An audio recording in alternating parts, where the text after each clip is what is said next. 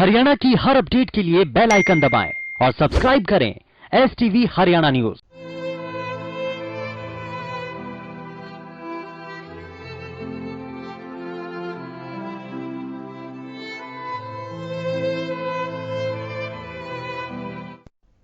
नमस्कार, मैं हूं नंदिनी मिश्रा आपके साथ। कोरोना से जंग के बाद फ्लाइंग सिख मिल्खा सिंह हार गए। जी हां, उन्होंने कल देर रात अंतिम सांस ली।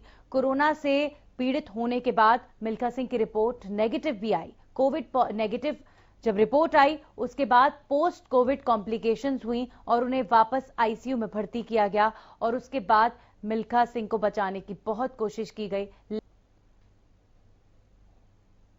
तो धुरंधर एथलीट अब हमारे बीच नहीं रहे और आज ही उनका अंतिम संस्कार भी किया जाएगा। इस खबर पर हमारे सहयोगी रवि कालीरमन जुड़ गए हैं, सीधा उनका रुख करेंगे। रवि, क्या जानकारी मिल पा रही है?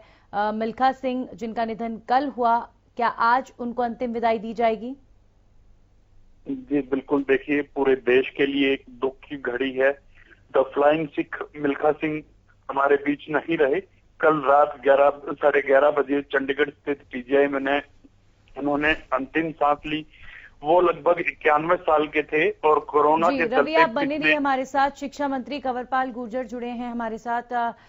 गुर्जर जी, देखिए जिस तरह की अभी स्थिति कोविड के दौर में देखने को मिली, एक के बाद एक डेथ्स हुई कई लोगों की, लेकिन ऐसे लोगों का जाना बड़ी क्षति मानते हैं? जी कंवरपाल जी, मेरी आवाज आपको? जी, मैं सरदार मिल्खा सिंह जी के चरणों में अपनी श्रद्धांजलि अर्पित करता हूं और उनके जाने से जो बहुत बड़ा नुकसान हुआ जी, उसकी भरपाई नहीं हो सकती। और जिस प्रकार से उन्होंने पाकिस्तान से, जब देश का विभाजन हुआ, पाकिस्तान से आगे अभाव में जीवन जी के, उसके बावजूद भी जिस प्रकार के उन्होंने आयाम स्थापित किए और देश का नाम रोशन किया, उसका कोई मुकाबला नहीं है। और उनको जिस प्रकार अयूब खान जी ने फ्लाइंग सिख का उपनाम दिया और उसके बाद उनको हिंदुस्तान में सभी उनको उड़न सिख या फ्लाइंग सिख के नाम से सब उनको जानते थे। तो निश्चित तौर से हम उनसे प्रेरणा लेंगे और आने वाली जो हमारी जो नौजवान है निश्चित तौर से उनसे प्रेरणा लेगी। और सर, ऐसा कोई वाकया कभी उनसे मुलाकात आपकी हुई हो, कभी कोई बातचीत उनसे हुई हो? क्योंकि जब भी उनको देखते थे तो एक इंस्पिरेशन के तौर पर ही वो हमेशा दिखते थे टेलीविजन स्क्रीन पर, लेकिन पर्सनली उनसे मिलना, ऐसा कोई एक्सपीरियंस आपका? नहीं, देखिए मैं पर्सनली तो कभी नहीं मिला, लेकिन वैसे पर्सनली ना मिलने के बावजूद भी ऐसा था जैसे वो बिल्कुल हमारे परिचित हो। और इस उम्र में भी जब हम कई बार देखते थे, आज से 4-5 साल पहले तक भी देखते थे, जिस प्रकार अब भी वो दौड़ लगाते थे, तो वो अपने आप में एक बहुत जबरदस्त वो था, एक हौसला देने वाला और एक प्रेरणा देने वाला वो सारा उनका जीवन था। तो मैं उनके चरणों में नमन करता हूँ और देश उनको हमेशा याद रखेगा। कंवरपाल जी, कोविड के इस दौर में इतने लोगों की जान गई, देश ने बड़े बड़े लोगों को खोआ जिन्होंने देश के लिए सेवा की, ऐसे कई लोगों का जाना।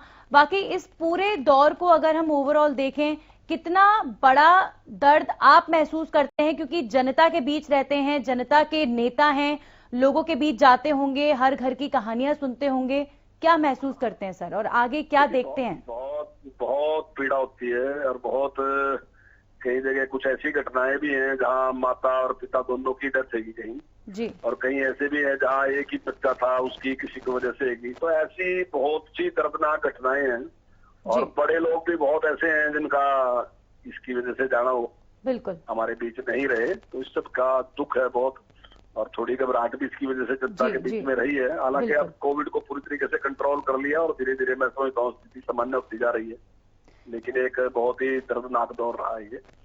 और चलिए, बहुत बहुत शुक्रिया कंवरपाल गुर्जर जी हमारे साथ जुड़ने के लिए। हमारे साथ विजेंद्र सिंह जुड़े हैं जो कि खुद एक बॉक्सर हैं। विजेंद्र जी, एक एथलीट का जाना, आप भी एक खिलाड़ी हैं और वो भी वो एथलीट जो सभी युवाओं के लिए इंस्पिरेशन थे, कितना बड़ा दर्द, कितनी बड़ी क्षति?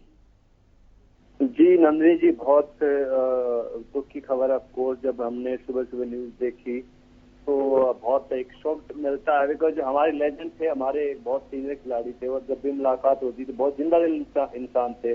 और अभी ओलंपिक बहुत नजदीक है तो एक मैं मानता हूँ कि बहुत बड़ी क्षति है। कहते हैं ओलंपिक से पहले इतने बड़े खिलाड़ी का हमारे पीछे जाना, तो ऑफकोर्स बहुत बड़े दुख की खबर है ये हिंदुस्तान के लिए, और इस दुख में कहते पूरा हिंदुस्तान के साथ है। बिल्कुल।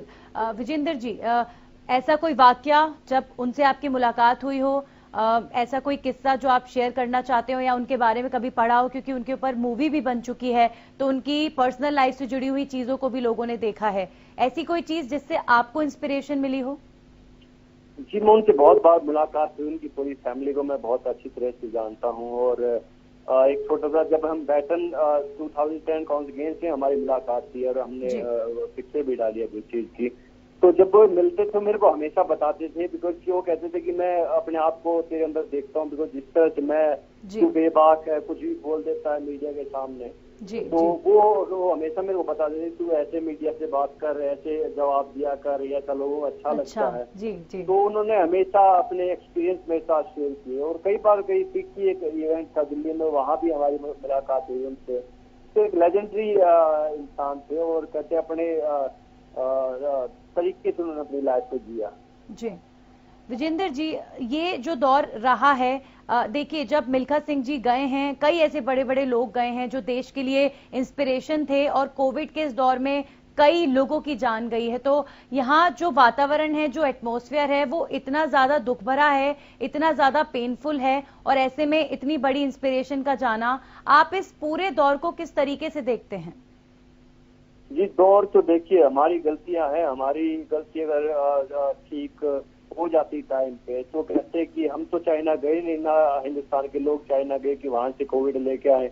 अगर उसको उसी टाइम रोक लिया जाता कि वहां पे प्रॉपर चेकिंग की जाती है एयरपोर्ट पे, वहाँ नमस्ते ट्रंप ना होता, तो सब चीजें आई थिंक बहुत फर्क पड़ता है इस चीज से। अभी भी इंटरनेशनल फ्लाइटें बैन है, अब तो हर एक चीज को बंद किया जाता, लेकिन अगर सरकार सही तरीके से इसको रोक टोक करती कोविड के लिए, तो पहले प्रयास करती, तो आई थिंक ये जो मंजर अभी हिंदुस्तान में चल रहा, अभी थर्ड वेव के भी आज सुबह आपने न्यूज देखी होगी, तो थर्ड वेव के भी चांसेस 3-4 वीक में आ जाएगी। हाँ। तो एक बहुत बड़ा नुकसान है हिंदुस्तान के लिए, और इसको कंट्रोल करना बहुत बड़ा मुश्किल टाइम आएगा हमारे ऊपर। जी।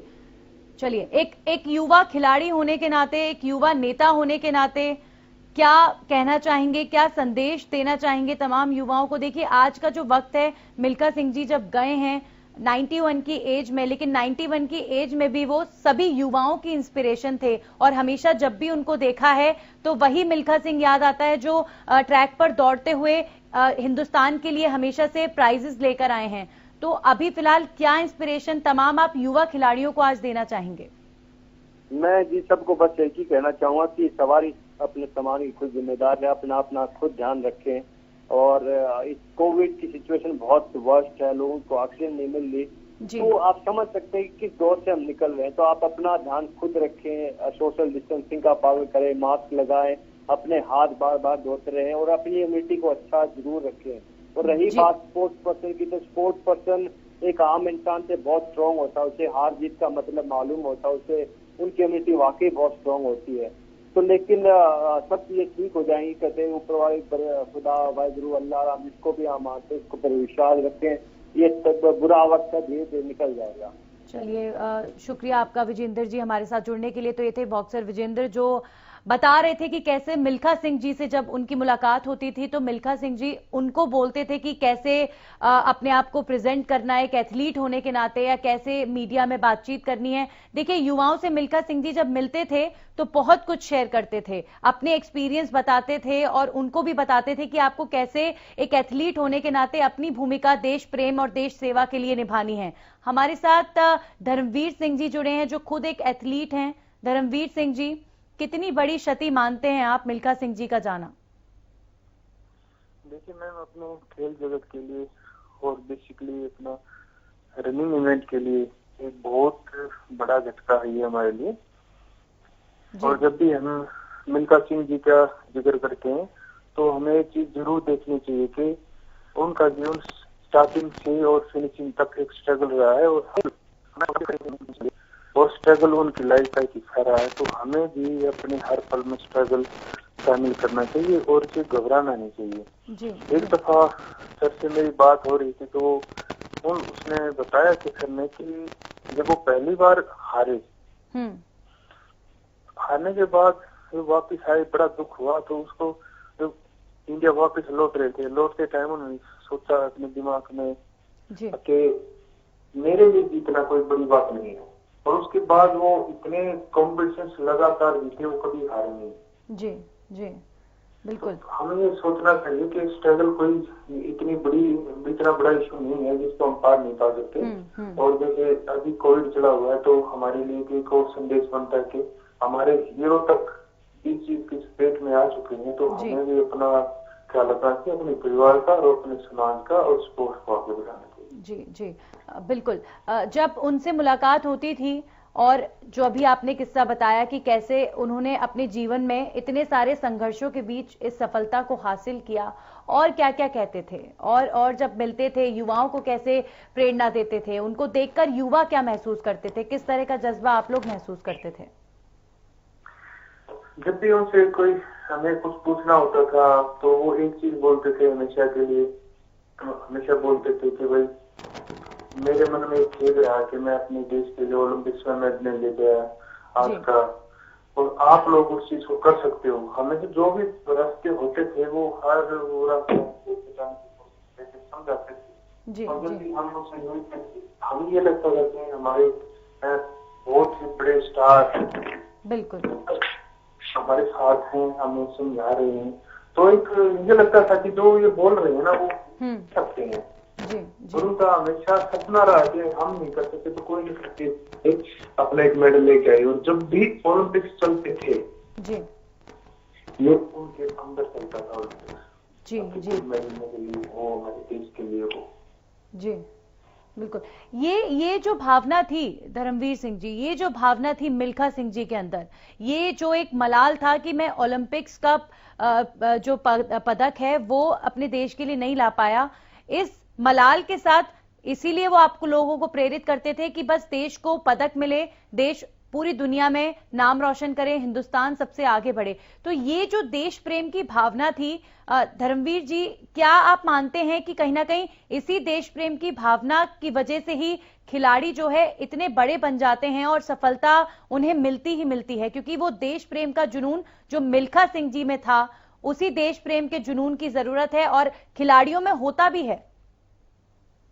जी बिल्कुल। ये मैडम एक चीज है इसमें, जैसे हम किसी खिलाड़ी को बड़ा बोलते हैं भाई वो बड़े हो गए, अपने आप में खिलाड़ी कभी बड़े नहीं होते। वो हमेशा ये सोचते कि हमारे अंदर लाख कमियां थी जो हम उस चीज को सुधार सकते थे।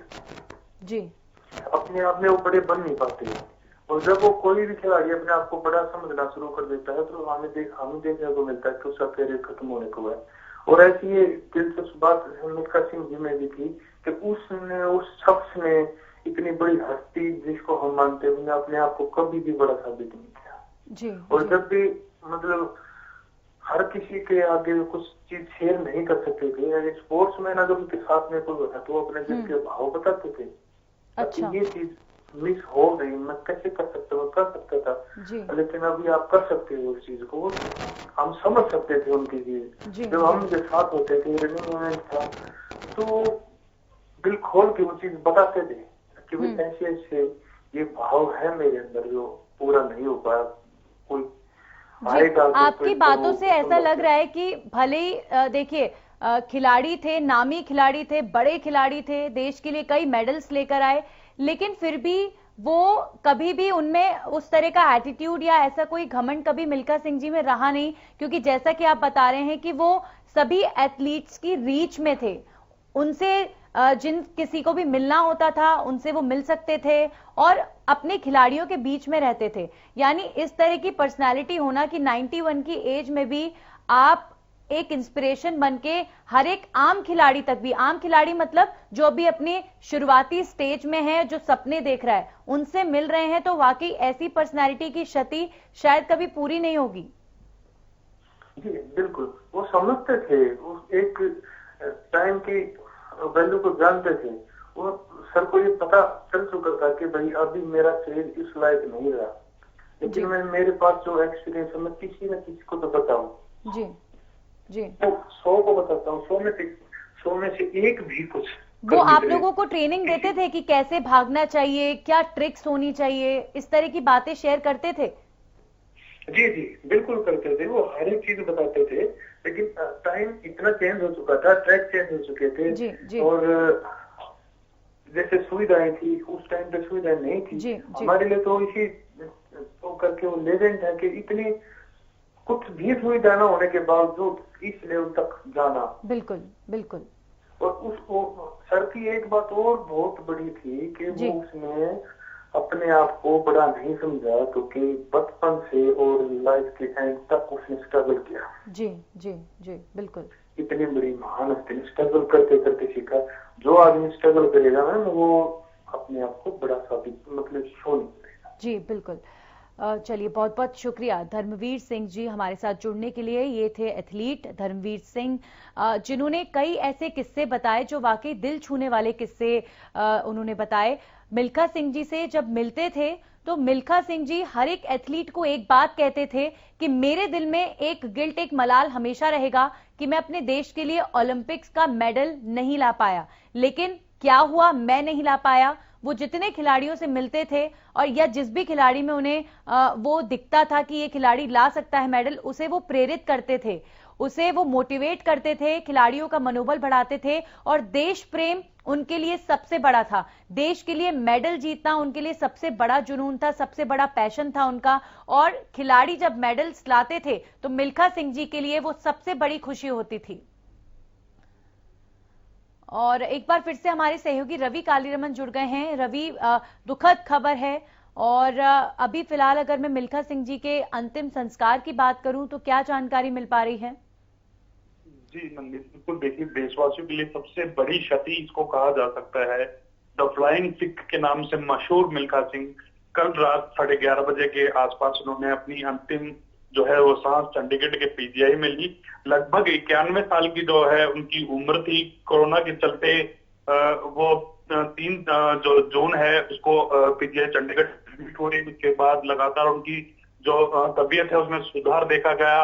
कहीं ना कहीं कोरोना की जंग वो जीत भी गए थे, लेकिन पोस्ट जो कोरोना के जो सिम्टम्स थे उनमें आए, उनको कोरोना वार्ड से आईसीयू में शिफ्ट किया गया। तमाम जो चीजें थी, कल रात जैसे खबर मिली डॉक्टरों के अनुसार, कल रात से उनकी जो स्थिति थी, जिनकी जो हालत थी वो काफी खराब हुई।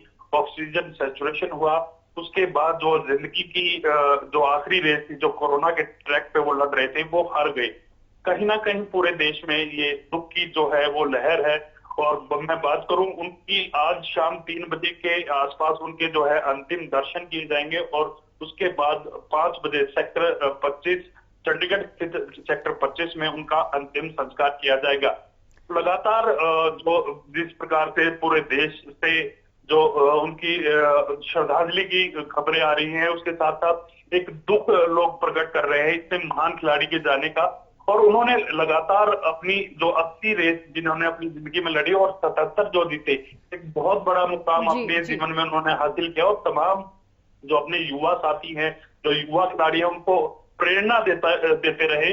कहीं ना कहीं मिल्खा सिंह तो चले गए, लेकिन उनके पीछे अपने हौसलों की उड़ान, अपने जज्बे की कहानी और युवाओं को प्रेरित होने वाली कहानियां। बिल्कुल, भले ही मिल्खा सिंह हम सबके बीच ना हो, लेकिन उनके जज्बे और हौसले की कहानियां इतनी ज्यादा मनोबल बढ़ाने वाली हैं, जो हमेशा हर एथलीट के लिए, हर युवा के लिए, हर खिलाड़ी के लिए हमेशा हमेशा उनके दिलों में रहेंगी। बहुत बहुत शुक्रिया रवि आपका तमाम जानकारी के लिए। इसी के साथ ही खास पेशकश में इतना ही।